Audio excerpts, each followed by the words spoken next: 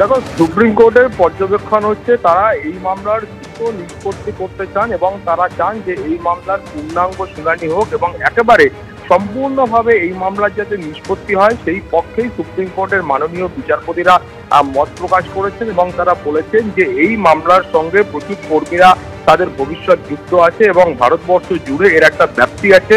ফলত তারা চান যাতে এই মামলার নিষ্পত্তি দ্রুত হয় এবং সেই কারণেই তিনি কিন্তু আগামীকাল একেবারে সকালবেলা থেকেই এই মামলার বিচার প্রক্রিয়া শুরু হবে, শুনানি শুরু হবে এবং তিনি বলেছেন যে প্রয়োজন হলে প্রতিদিন শুনানি করে এই মামলার নিষ্পত্তি করা হবে।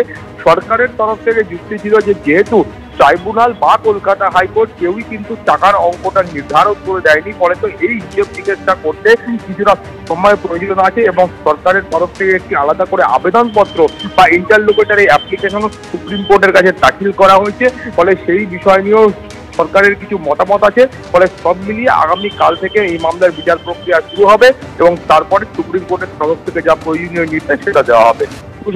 সৌভিক, ধন্যবাদ। সরাসরি আপনাদের ডিএ মঞ্চে নিয়ে যাব। আমাদের প্রতিনিধি অর্ণব মুখোপাধ্যায় রয়েছেন আমাদের সঙ্গে। অর্ণব, আগামীকাল থেকে পূর্ণাঙ্গ শুনানির সম্ভাবনা রয়েছে এবং প্রয়োজনে দ্রুত শুনানির জন্য প্রতিদিন শুনানি হবে এমনটাই বলা হচ্ছে সুপ্রিম কোর্টের পক্ষ থেকে।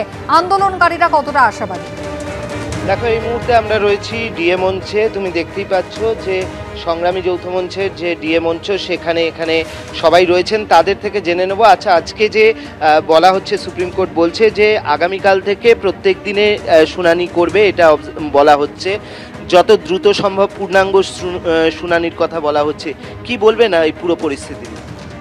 তো দীর্ঘদিন ধরেই আমরা দেখছি সুপ্রিম কোর্টে বিষয়টা নিয়ে বারবারই পিছিয়ে যাচ্ছে এবং আজকে আমাদের আশা ছিল।